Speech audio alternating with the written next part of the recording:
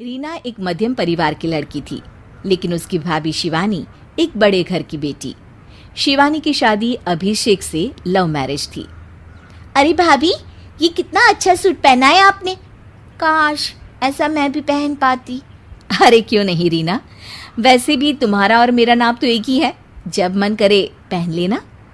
भाभी, आपको आपके पापा ने कितने अच्छे कपड़े गहने दिए हैं। मैं उनकी इकलौती बेटी जो हूँ। बेटी तो मैं भी इकलौती हूँ, लेकिन क्या करे, पापा है नहीं, पता नहीं कैसे होगी मेरी शादी। तभी वहाँ शिवानी की सास आ जाती है। अरे क्यों नहीं करेगा भाई तेरी शादी धूमधाम से, आखिर जिम्मेदारी है तो उसकी। और वो दिन भी आ जाता है जब रीना की शादी तय हो जाती है। अभिषेक, क्या हुआ? आप इतने परेशान तो कभी नहीं दिखे, कोई बात है तो बताइए मुझे। अरे शिवानी, वैसे तो शादी का सारा इंतजाम हो गया है, लेकिन गहनों का रेट तो आसमान छू रहा है। कैसे क्या करूं, कुछ समझ में ही नहीं आ रहा। थोड़ी देर में शिवानी अपने पूरे गहने अभिषेक के सामने रख देती है। ये लीजिए, गहनों का इंतजाम भी हो गया। अरे नहीं नहीं शिवानी, मैं ये गहने किसी हालत में भी नहीं ले सकता। ये तुम्हारे पिता ने तुम्हें दिया था, और तुम हो कि। तभी वहां सास आ जाती है। अरे तो क्या हुआ, इसकी तो हो गई ना शादी, अब किसे दिखाने हैं इसने गहने। सास गहनों का डिब्बा शिवानी के हाथ से लेकर वहां से चली जाती है। रीना की शादी धूमधाम से होती है और अब वो बड़े घर की बहू बन जाती है। वहीं रीना की शादी के बाद शिवानी और अभिषेक उसकी शादी के कर्जों से डूब जाते हैं। मैं सोच रही हूँ नौकरी करनी शुरू कर दूँ, वैसे भी पढ़ी लिखी हूँ, आपकी थोड़ी मदद भी हो जाएगी। वैसे शिवानी, कुछ दिन कर लो तो अच्छा ही होगा, क्योंकि ज़रूरत भी है। अब शिवानी भी नौकरी करने लगती है और घर खर्चे में अभिषेक का हाथ बटाती है। एक दिन शिवानी, रीना का फोन आया था, कह रही थी कि आने वाले त्योहार में उसके ससुराल जाना है। ठीक है माँ। अरे ठीक तो है, लेकिन एक काम कर लेना, उसके सास ससुर से लेकर पूरे खानदान के कपड़े मिठाइयाँ सब ले आना, और हो सके तो रीना के लिए छोटे से कान में पहनने के बूंदे भी।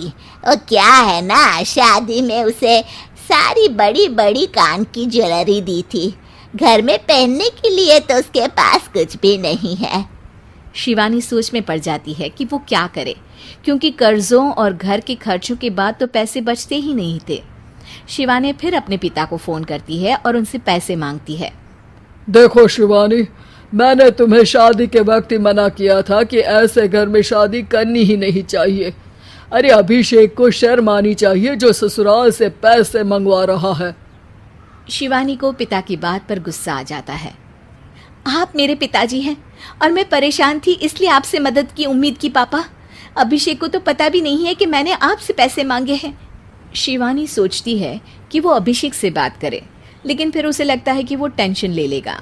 तभी शिवानी की नज़र हाथ के कंगन पर पड़ती है, सीधे बाजार जाती है और उसे बेचकर ननद के घर ले जाने का सारा सामान लेकर आती है और सास के सामने रख देती है। हाँ ठीक है, लेकिन फल थोड़े और अच्छी क्वालिटी के होने चाहिए थे। शिवानी कुछ नहीं कहती, वहां से चली जाती है। एक दिन शिवानी, रीना का फोन आया था, बहुत रो रही थी। क्यों माँ, क्या हुआ? सब ठीक तो है ना उसके ससुराल में? अरे तूने तो उसकी नाक ही कटवा दी। अब मैंने क्या कर दिया माँ? कह रही थी कि बड़े घर की बहू है भाभी, जो कपड़े दिए वो ब्रांडेड भी नहीं थे।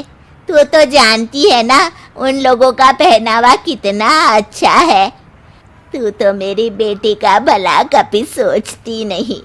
हाय भगवान, अरे बड़े घर की बहू है, इसी बात की जलन है ना तुझे, लेकिन याद रख, मेरी बेटी का सोचने के लिए भगवान है, तुम लोग कभी उसका बुरा नहीं कर पाओगे।